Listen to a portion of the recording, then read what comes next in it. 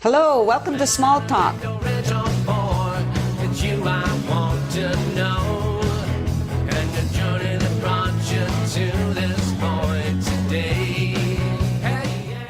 welcome to Small Talk. You know, we all give off energy and people react to our energy, whether it's in a negative way or a positive way. There's some people that have such welcoming energy that you just want to be around them. Well, for me, today's guest is one such person. I would like to introduce the Venerable Yin Kit, more commonly known as Sister Jessy. Yes, Nancy. Thank you so much for coming to the show. Thank you for having me again. Oh, it's always wonderful. I'm so happy that I ran into you that day at I know, at the City Hall, yes. right? Yeah. So that was quite opportune. I want to ask you about your energy, because you seem very calm all the time. You haven't seen me all agitated. I just felt that most of the time, though, do you have like an inner peace, maybe? I do. So, and the most important thing is I do get upset, I do get irritated, get impatient, but because I developed this awareness through meditation, so I'm aware that I'm losing my stand, I'm losing that inner peace, so I come back to it sooner than you know, most people who don't practice meditation. So you know how we live in a world that is complicated, and a lot of people's lives, they live in a constant state of anxiety and rushing. Yes. Yeah. So what would you suggest for them? Slow down. Really slow down. You know, take time, slow down. And because when you're rushing, a lot of times you trip. Right. You make mistakes. You crash, you know, because rushing and the mind is not there. So you really need to bring the mind back here, and slowing down is the first step.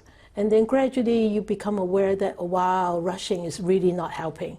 I need to slow down. Then it becomes more natural. Right. Yeah. I feel sometimes like some of us, as we get older, we're a little bit better at slowing down, maybe because we have to. But physically only. Yeah, physically, exactly. Yeah, but the mind doesn't slow down. No, that's right. So that's why a lot of elderly people get frustrated. They think, well, I'm so old. Why can't I be young like before, you know? Yes. And they don't accept the way they are physically, and because of the mind doesn't accept it. So there's constant frustration there between the mind and the body. Right. The mind cannot the body cannot catch up with the mind, and the mind wants to rush. So there's constant frustration and conflict, and that creates a lot of difficulties. Right.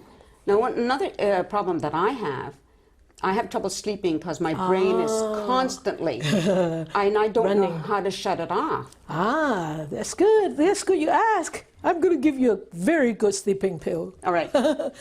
You just lie down on the bed and just feel the touch of your body on the mattress, the touch of your quilt on you, and then casually being aware, oh, that my breath coming and going, coming and going. And the mind wanders, so just smile and bring it back, smile and bring it back, and gradually the mind will calm down and you just fall asleep. You try that? I'm going to try that. Just very casual awareness on your breath at that moment. It really very calming. I think like one of the problems is I sleep with my radio on because I have tinnitus. Yes. So that probably doesn't help my sleep, but the quiet is worse because the sound inside the head. Yeah. It is so hard to tolerate. You know? The sound that is we call a chattering mind. Yes. That chatter is really sometimes crazy. But you know, the radio is also could be a meditative tool for you. You just put your attention in the ear and just hear. And you don't have to judge, you don't have to like, you don't have to dislike. You just hear and quietly close your eyes and just rest.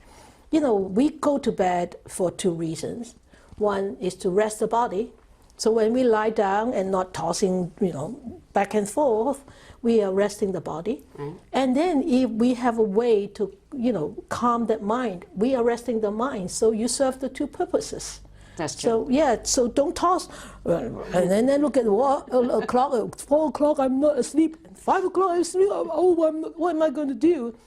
Next morning, you get up being a sick person. Right. But if you really, okay, I cannot sleep. I don't fall asleep. Then I try to pay attention here. I try to pay attention to the casual breath, and the mind rest. All right, that sounds great. Yeah. Now, the last time I spoke with you, Yes. you had been going into, I believe you were going into the prisons and giving meditation. Oh, I've been doing that since 2003. Last time I saw you, it was just like 2 prisons, one in here, one in Abbotsford, and one in Saskatoon. I go to Saskatoon a couple of times a year. But since then, we have actually increased to 2 more prisons. Wow. One is a provincial up the Chilliwack Lake, and then another one at where Hope. Agassiz. Agassiz, okay. Yeah. So 4 prisons. 4 prisons. So you're busy. I mean, because that's not all you do. Yeah, I know. I go to prison almost like every other day. Wow. But I've got a day pass. Oh. In and out. Now, unfortunately, we're going to have to take a quick break. Sure. Okay? We'll be right back. Please stay tuned. I wanna know all about you, your life's a story.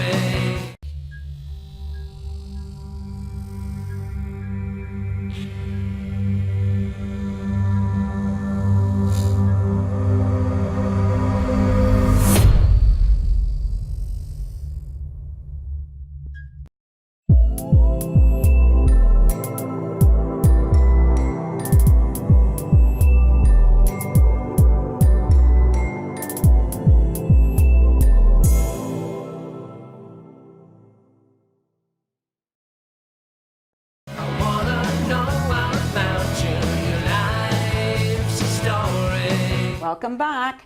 So, Sister Jessy, I want to talk to you about your travels outside of the country. Yeah. Where do you go? Oh, I go to the States and China and Hong Kong and sometimes Taiwan. And what do you do there? What is your purpose? Teaching. Oh, so is it meditation? Meditation and end-of-life care. I have been actually volunteering and counseling in the hospice sector for over 30 years. Right. So, I organize and I teach in workshops, end-of-life workshops. So do you go by yourself, or do you have people that go with you? How does that work? I normally take one person with me to help, and volunteering. Sure. Yeah, it's tough work. Is a lot it? of traveling. Yeah. Me, I speak 3 languages, like 2 Chinese, Right. one Okay. Mandarin, one Cantonese, and English. So when I travel to America and Canada, so I can organize, I can teach bilingually or even trilingually. Very nice. So that's very welcoming. And in China, because I speak Mandarin, so I teach very differently. I think people perceive me very differently, not that kind of traditional, very stern like nun. Yes. So I teach very differently, and I think some of the topics that I touch on actually. I sort of like I'm a pioneer to do all those things. Yeah. Very good. I remember when I started teaching meditation in Hong Kong and in China, almost like 20 years ago, and very, very rare would there be a Buddhist nun teaching those. Oh, okay. Yeah, So this yeah. is a whole new concept. Yeah, and right? then having seen a monk, nun there, a monk is very. There are a lot of monks there Right. teaching, but Buddhist nun is actually very rare at that time. I want to talk about this book that you brought. Okay. Okay? Yeah. I don't know if the viewers can see it, but it's called Way to Home. How do I explain it? Like reading it is almost like meditating. Yes. Right? That's the whole intention. So what inspired you to write it? Well, I like to take pictures here and there with my little cell phone, and then after that, my friend gave me a big camera, and I tested it out. And I posted a few on my Facebook account, and my friend said, "Wow, those are wonderful pictures. You should actually, put them into a book." And never did, but because Polam is building a new meditation center, and Right. we need funding, right? Oh, I didn't know they were building a new one. Yeah, Oh. big new meditation center. So we need funding, and I am the person who don't like to go and ask people for money. So I thought, maybe I put out a book, and if people like it, they can donate a little money and to chip in. Right. Of course, I mean, it's not much, but every drop counts. Yes, right. for The big sure. ocean is made up of millions drops of water. So that's why I put them together. And because I teach meditation, so I thought, well, if I coupled some of the teachings into such a book with photos, I think it will carry another meaning. Right. That's why I did it in 2015. Oh, good. So now if somebody wanted one of your books, Yeah. how would they get one?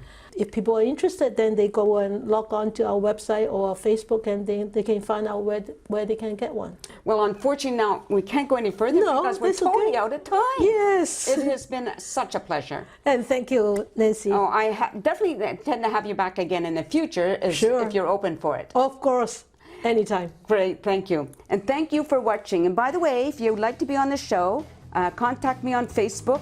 I'll get back to you. And if I didn't get back to you when I was supposed to, just send me a reminder. Hope to see you soon. In the meantime, peace out. Who are you? I wanna know you. You've got a story to tell. So come on in, sit